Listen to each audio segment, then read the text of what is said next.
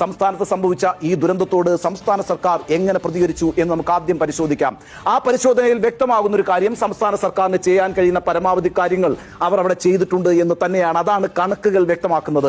നമുക്കറിയുന്നത് പോലെ 570 കുടുംബങ്ങളെയാണ് മാറ്റിപ്പാർപ്പിച്ചത് സംസ്ഥാന സർക്കാർ. ഓരോ കുടുംബത്തിനും പ്രതിമാസം 6000 രൂപ വീതം വാടക നൽകും എന്ന് സംസ്ഥാന സർക്കാർ പ്രഖ്യാപിച്ചിരുന്നു. ആ വാടക കൃത്യമായി സംസ്ഥാന സർക്കാർ നൽകുന്നുണ്ട്. ആ അർത്ഥത്തിൽ 570 കുടുംബങ്ങൾക്ക് പ്രതിമാസം 34,20,000 രൂപയാണ് വാടക ഇനത്തിൽ സംസ്ഥാന സർക്കാർ നൽകിക്കൊണ്ടിരിക്കുന്നത്.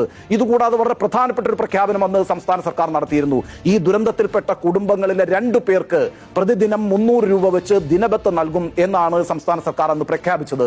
അതിന്റെ അടിസ്ഥാനത്തിൽ 1018 പേർക്ക് പ്രതിമാസം 9,000 രൂപ വെച്ച് നൽകുന്നുണ്ട്. ആ അർത്ഥത്തിൽ 90 ലക്ഷം രൂപയാണ് പ്രതിമാസം ദിനബത്തയായി സംസ്ഥാന സർക്കാർ ഖജനാവിൽ നിന്ന് ചെലവഴിക്കുന്നത്.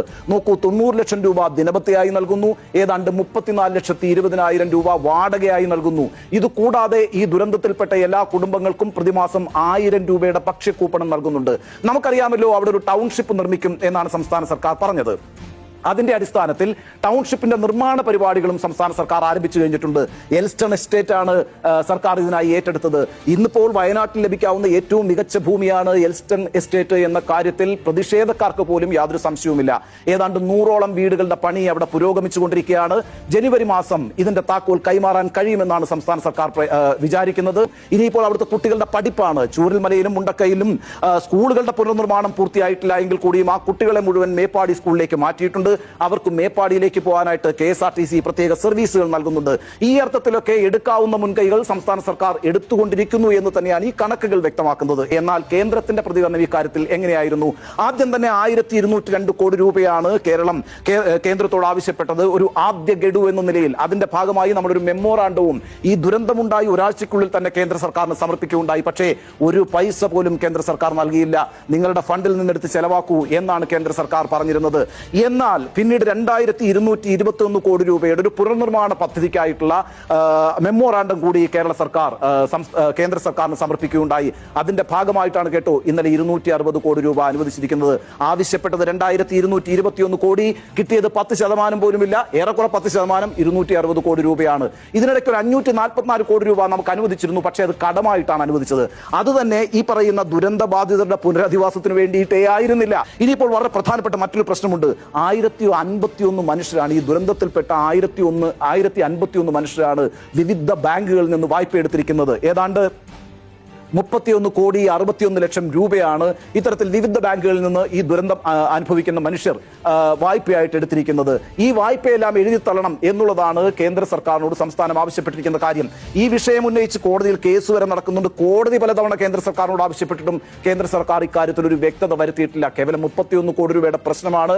ആ 31 കോടി രൂപ എഴുതി തള്ളാൻ കേന്ദ്രം ഒരു മുൻകൈയും എടുക്കുന്നില്ല. ഈ 1051 പേർ ഈ 31 കോടി രൂപയുടെ വായ്പ എടുക്കുമ്പോൾ അതിൽ വീഴ്ച വരുത്തി എന്ന ഒറ്റ കാരണത്താൽ അവർക്കിനി ഒരു പുതിയ വായ്പയും കിട്ടാതിരിക്കുന്ന ഒരു സാഹചര്യം കൂടിയുണ്ട്.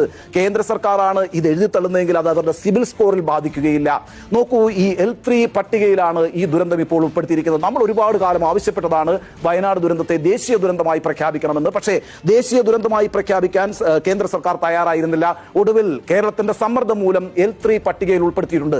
ഈ L3 പട്ടികയിൽ ഉൾപ്പെടുത്തിയാൽ ഒട്ടേറെ കാര്യങ്ങളിൽ കൈയച്ച് സഹായിക്കാൻ കേന്ദ്ര സർക്കാരിന് കഴിയും. അതിലൊന്നാണ് ഈ പറയുന്ന ബാങ്ക് വായ്പ എന്ന് പറയുന്നത്. എന്ന് മാത്രവുമല്ല, സാങ്കേതികത്വം പറഞ്ഞ് നിൽക്കുന്നതിന് പകരം മനുഷ്യത്വപരമായ ഒരു സമീപനം സ്വീകരിക്കാൻ കേന്ദ്ര സർക്കാരിന് കഴിയുമായിരുന്നു. പക്ഷേ അതൊന്നും അവരുടെ ഭാഗത്തുനിന്ന് ഉണ്ടാകുന്നില്ല എന്നുള്ളതാണ് വസ്തുത.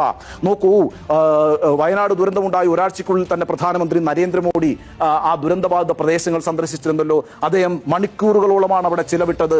ആ ദുരന്തബാധിത പ്രദേശങ്ങളെല്ലാം അദ്ദേഹം നോക്കിക്കണ്ടു. അതിനുശേഷം ആശുപത്രിയിൽ പോയി ഉറ്റവരെയും ഉടയവരെയും ഒക്കെ നഷ്ടപ്പെട്ട മനുഷ്യരെ കണ്ടു. അവരെ ആശ്വസിപ്പിച്ചു. കുട്ടികളെ ചേർത്ത് നിർത്തി ഫോട്ടോ എടുത്തു. എന്നിട്ട് എല്ലാ സഹായവും വാഗ്ദാനം ചെയ്തു. കേന്ദ്രം കേരളത്തോടൊപ്പമാണെന്ന് പറഞ്ഞു. കേന്ദ്രം വയനാട്ടിലെ ഓരോ മനുഷ്യരോടൊപ്പമാണെന്ന് പറഞ്ഞു. അത് കഴിഞ്ഞ് ഡൽഹിയിലേക്ക് തിരിച്ചു പോയി. പക്ഷേ കേന്ദ്ര സർക്കാരിന്റെ ഭാഗത്തു നിന്ന് അനുകൂലമായ ഒരു സമീപനവും ഈ നിമിഷം വരെ ഉണ്ടായിട്ടില്ല എന്നുള്ളതാണ് ഈ കണക്കുകൾ വ്യക്തമാക്കുന്നത്. 1202 കോടി ആവശ്യപ്പെട്ടു, ഒരു പൈസ തന്നില്ല. 2221 കോടി ആവശ്യപ്പെട്ടു, 260 കോടി രൂപ അനുവദിച്ചു. 544 കോടി രൂപ കടവുമായി അനുവദിച്ചു. ബാക്കി പറയുന്നത് എന്താണെന്നറിയാവോ? NDRF ഫണ്ട് എടുത്ത് ചെലവാക്കണം എന്നാണ്. ഈ NDRF ഫണ്ട് എന്ന് പറയുന്നത് ശരിയാണ്. പ്രതിവർഷം കേന്ദ്ര സർക്കാർ ഓരോ സംസ്ഥാനങ്ങൾക്കും ദുരന്ത നിവാരണത്തിനായി, ദുരന്തങ്ങളെ നേരിടുന്നതിനായി ഒരു ഫണ്ട് അനുവദിക്കാറുണ്ട്. അത് വളരെ കൃത്യമായി എന്താ പറയുക ചിട്ടപ്പടി നടക്കുന്ന ഒരു കാര്യമാണ്. പക്ഷേ ഈ പറയുന്ന മഴക്കെടുതി ദുരന്തത്തിനായി അനുവദിക്കുന്ന ഫണ്ട് ഉരുൾപൊട്ടലിന് പിന്നെ എടുത്ത് ചിലവാക്കാൻ സംസ്ഥാന സർക്കാരിന് കഴിയില്ല. അത്തരത്തിൽ വകമാറ്റി ചിലവാക്കാൻ കഴിയില്ല. ആ പ്രതിസന്ധികൾ സംസ്ഥാന സർക്കാർ അഭിമുഖീകരിക്കുന്നുണ്ട്.